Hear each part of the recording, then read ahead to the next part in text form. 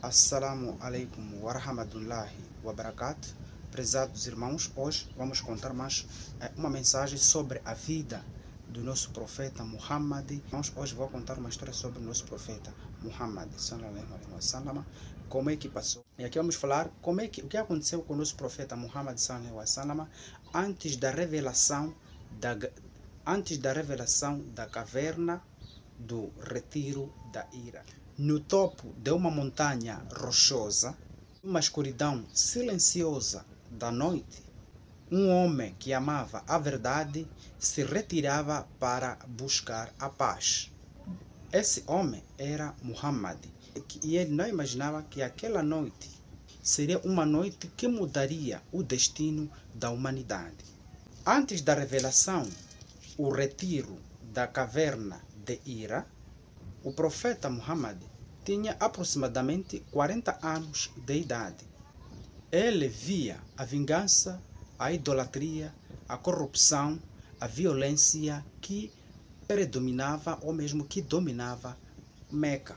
Toda aquela violência o entristecia profundamente. O profeta ficava triste através daquelas ações de maldade, de idolatria, de violência, de corrupção. Então tudo isto entristecia profundamente o profeta Muhammad. Então ele começou a buscar solidão e reflexão na caverna de Hira, no monte Nur. É lá onde ele passava várias noites meditando. Lá ele passava todas as noites orando e pensando sobre o sentido da vida, através daquelas ações bárbaras de violência, de idolatria, de corrupção.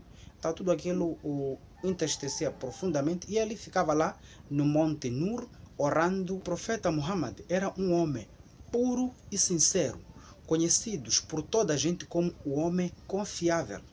O profeta era confiável, era sincero, não ocultava nada naquilo de acontecer uma verdade, tentar falar de uma forma interpretada para se defender, não. Ele era puro e sincero, falava aquilo que é real.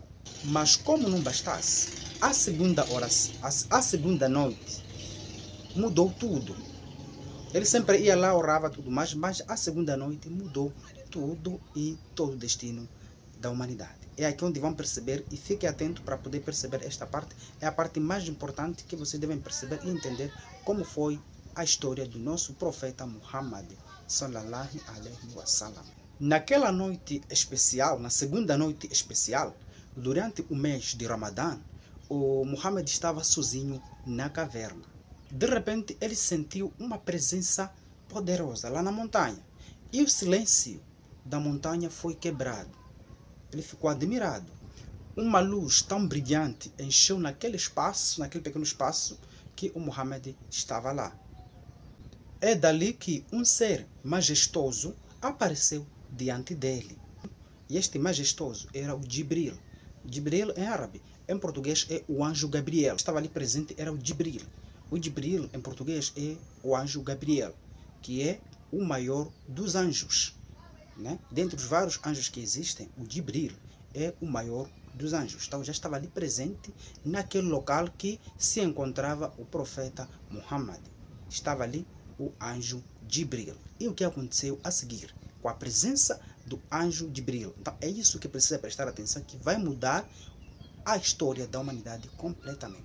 É ali que o Jibril deu o comando divino para o Muhammad. Qual é o comando que o Jibril deu? Diz Iqra. Iqra é árabe. Em português quer dizer leia. Iqra. A orientar o profeta que lesse. O profeta, assustado, ele respondeu sinceramente: eu não sei ler. Respondeu ao anjo Jibril, ou mesmo Gabriel, que eu não sei ler. É dali que o Jibril aproximou-se ao profeta Muhammad e abraçou fortemente. Mas não foi um abraço para machucar, não. Foi um abraço para firmá-lo, manter-se firme, mantê-lo firme, ainda fortificá-lo. Novamente, pela segunda vez, o anjo repetiu, orientando o profeta para ler. Diz: Iqra, leia. De novo, pela segunda vez, o profeta respondeu: eu não sei ler. Então, Pela terceira vez, o Jibril o abraçou e disse. Então, os primeiros versículos revelados do Alcorão diz o seguinte. É dali que o Jibril recitou os primeiros versículos do Alcorão. Primeiro o Jibril disse, lê em nome do teu Senhor que criou. Foi a primeira recitação do Jibril. Criou o homem de um coágulo. Lê. E o teu Senhor é o mais generoso. Disse novamente, que ensinou pelo uso da pena. Ensinou ao homem aquilo que ele não sabia. Então, essas foram as recitações, ou seja, o que Jibril recitou diante do profeta Muhammad. O seu coração batia forte e as suas mãos tremiam. E ele desceu rapidamente da montanha e correu para casa. O profeta, chegando à casa, ele pediu, cubram-me, cubram-me. Portanto, aquilo que aconteceu na montanha com ele era algo que lhe deixava tanto abalado. Então, mal que desceu na montanha, ele correu, dirigiu-se à casa e quando chegou lá pediu para ser coberto. A esposa do profeta Muhammad, Khadija, o envolveu num manto. Não é? Depois dele pedir para ser coberto, a esposa o envolveu num manto e ele ficou lá por um tempo lá até que ele se acalmou dentro daquele manto depois de ser coberto pela esposa. E dali o profeta conta à esposa tudo o que aconteceu lá na montanha onde ele esteve. Depois dele ter se acalmado, conta tudo o que aconteceu lá na montanha para sua esposa. E quando o profeta conta para sua esposa, Khadija, naquele momento, ela apoiou, deu todo o apoio ao profeta. Ela não hesitou, nem pelo menos um segundo, ela deu aquele apoio. Foi um grande momento emocionante, após ela ter percebido, ter ouvido tudo que o profeta, que o esposo passou lá na montanha. Então ela deu aquele apoio muito importante e emocionante. Ela, a esposa do profeta, ela disse palavras que confortavam o coração do profeta. Quais palavras ela disse? A primeira palavra de Khadija, a esposa do profeta, foi: por Allah, ele nunca te abandonará.